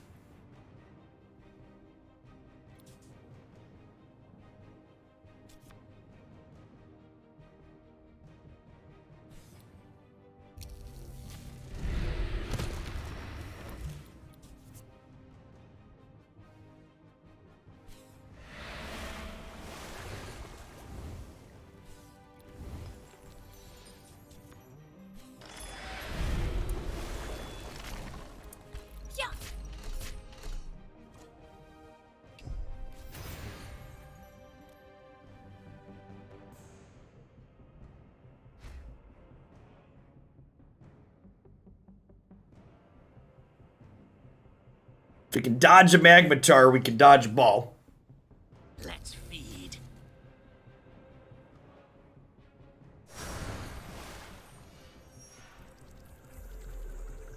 This is getting a big one of my decks this weekend. Yeah, I think this deck's a great choice. I think it's super, super reasonable.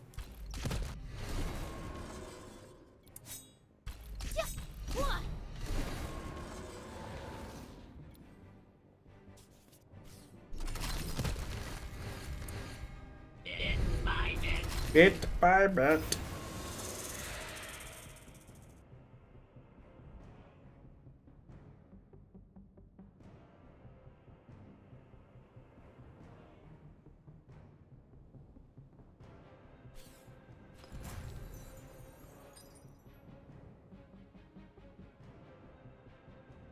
It's still so weird to me that some ephemeral cards are burnable. I really wish they'd update that as a rule. I feel like they should either make all ephemeral cards burnable or none of them. Ideally, I think probably none of them should be burnable.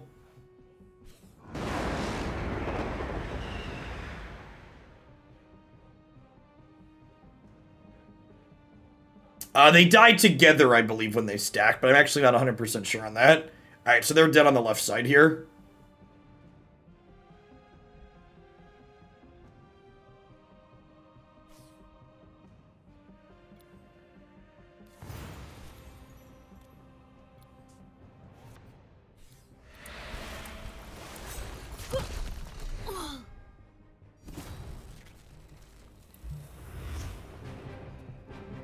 If you want this deck list, unfortunately the overlay is not working right now. If you look back in the Mythgard playlist on my YouTube channel, there's a version that's a couple of cards off up there, and then this version will be up there when I post the YouTube video tonight. So you scroll down on the YouTube, the front page, there's a Mythgard playlist. Earn 40 as a team, as a talent cards. Definitely do that.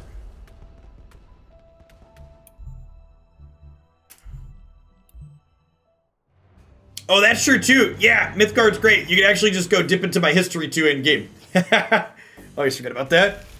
As Mythgard compared to Runeterra, I'm a bit tired of Magic and churning for rares, and my friend is really hot on Runeterra, so I've been considering trying it.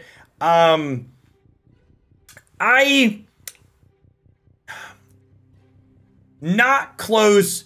The current formats, Mythgard's current constructed format is much better than Runeterra's current constructed format. Runeterra's current constructed format's more than a bit of a mess. That being said, as a core gameplay, Mythgard's great. I think, honestly, too often people try and draw strictly better, strictly worse comparisons between things. I think all Mythgard, Magic, Runeterra, they all do different things slightly better or slightly worse on average. I think Mythgard's two greatest strengths from a pure gameplay perspective are the positional-based gameplay being kind of chess or board game adjacent, as well as the deck-building depth that Mythgard offers. With Mythgard's combination of powers, paths, and being able to mix and match all 6 colors however you choose, Mythgard is the only digital card game that honestly probably has more deck-building depth than Magic. I think the only reason you could probably say Magic is as much or more so is because of its card pool depth, because Magic has so much history. The perfect ingredients. Okay, looks like we're burning. This is an orange. I was holding on to that to see if we get another orange card to burn, but it doesn't look like it's coming.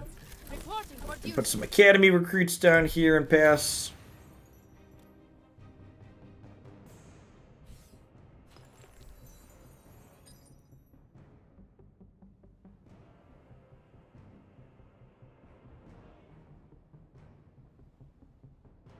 This makes the rebels bigger when it dies. Is this a rebel? I don't think so, right? Yeah, it's an avatar.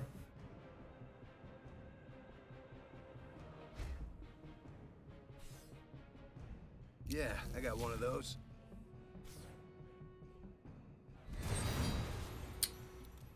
This gets +2/+2 and an item is used on it. Good.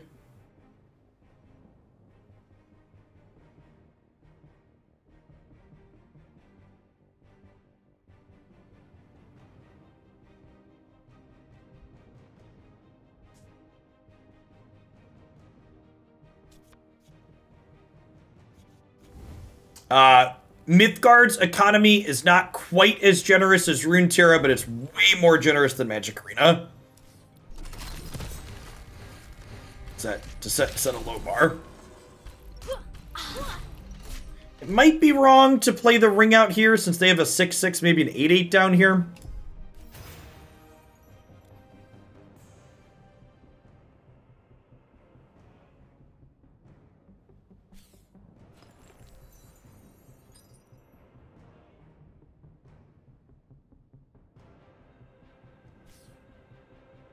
Are you ready?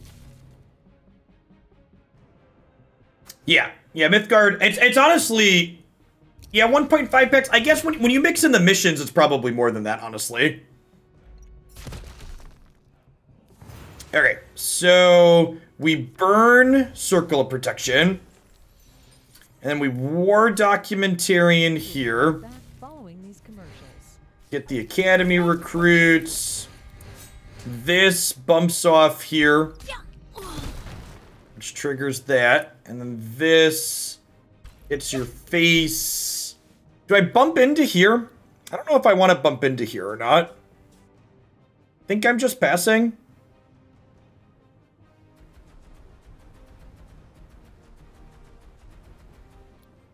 I think I want to keep this here to protect her. It could have been right to bump into here and slide this over rather than push 3 damage.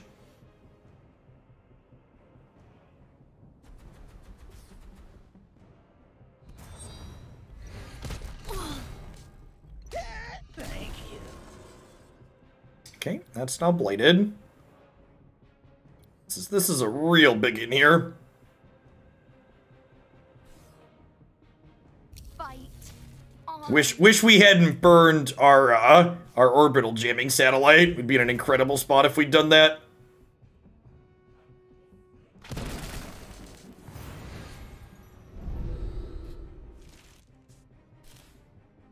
Okay, so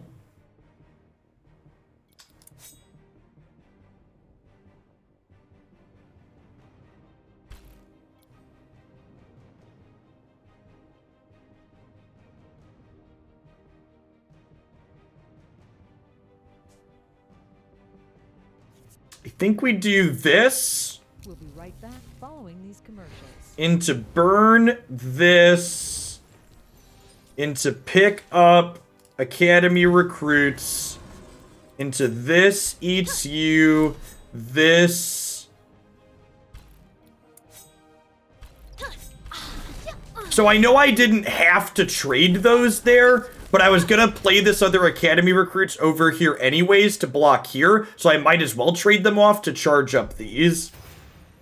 And if we get 2 more state reparations next turn, I can't imagine our opponent grinding through that. Maybe they could punch through lethal with this if they have some kind of overwhelm item, but outside of an overwhelm item, I feel like it's pretty unlikely that our opponent wins this game. Oh, shit. I forgot that this happening was going to kill this. That's rough. They killed our artifact. Okay, so we got 1 state reparations. That's pretty good.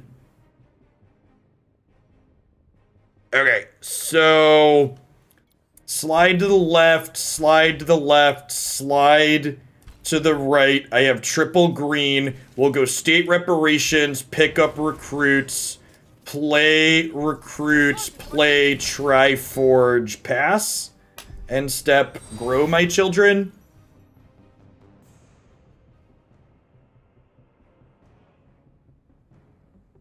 Now, Nazgul, don't be so bitter. Magic's current constructed formats are very good. Fair's fair. Magic's current constructed formats are super reasonable.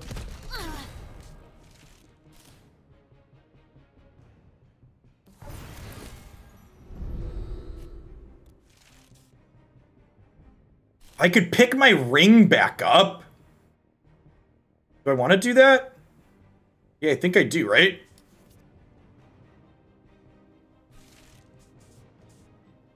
Oh, it's not. I can't pick my ring back up. It doesn't matter if previous formats made players quit. I mean, if here's a lukewarm take. If as someone who's played a lot of card games, if your game hasn't had a bad format yet, it's probably because your game is very new. It's just the brutal TLDR. Game design has a lot of knobs that turn, and something's gonna get fucked up at some point. It's basically always the case.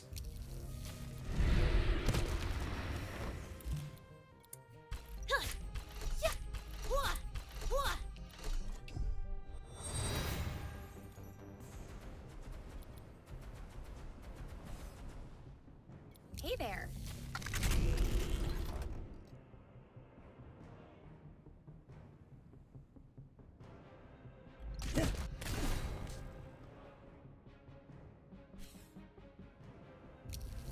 Oh, here.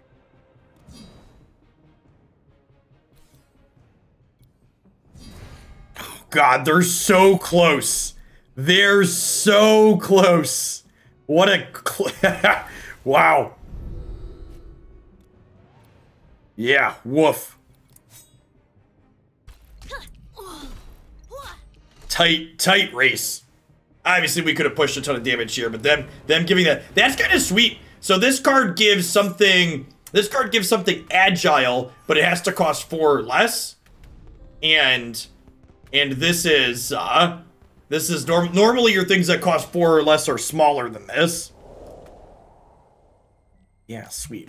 It feels like a good point to end on. I'm super happy with this list. If you want this exact list, you can grab it in client, or it'll be under my YouTube video here when it goes up later tonight.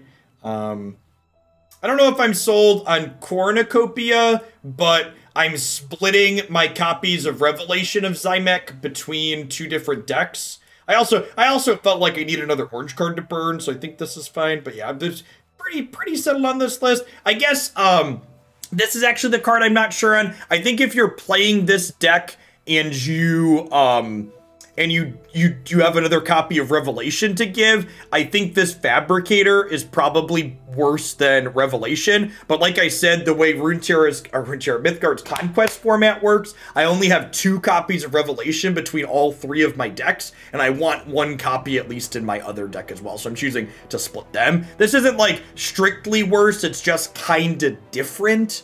But I think in general, I'd prefer having the draw 3 to gas back up with on occasion. So if you have an extra copy, I think I'd swap the fabricator into this, but the fabricator is also fine too. It increases your artifacts as well, which is nice. So I'm going to be back tomorrow afternoon with some more Mythgard. So tomorrow afternoon, Friday afternoon, and then Saturday, I'm going to be streaming their tournament on a delay with the 3 decks. And we're going to be showing off the other 2 decks that I'm going to be playing tomorrow and Friday as well. It's your first time dropping in. Thanks for the follow, Fallen. You can check out my YouTube channel. Everything that I stream ends up there, cut up segment by segment. So there'll be another Mythgard segment getting added to the list there later the night. Peace, folks. That's fine.